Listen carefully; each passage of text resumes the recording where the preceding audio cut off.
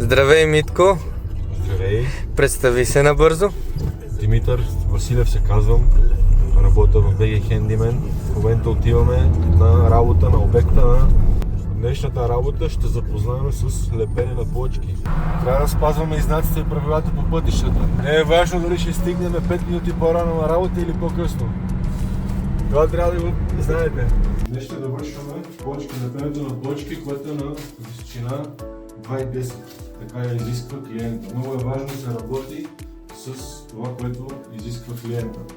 Съветвам хората, преди да поемат тази крачка, да правят ремонт, да се консултират с конкретна фирма или в случая BG Handyman, ние сме на ваша страна. Реши да се занимаваш с това. От кога започна? Като цяло съм започнал на 18 години да се обучавам в сферата на строителство. Започнал съм като общ работник, помощник.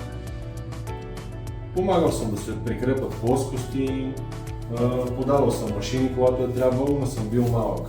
С течение на годините всички хора, които имат желание, се научават не само в гипската, не само в плочки, но и в други сфери на строителството.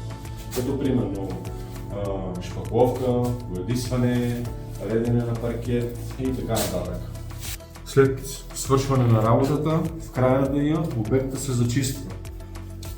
Нещата, които сме правили буклук, си ги замитаме, зачистваме си ги и си ги слагаме в чувалче за буклук, след което се извозва от фирмата.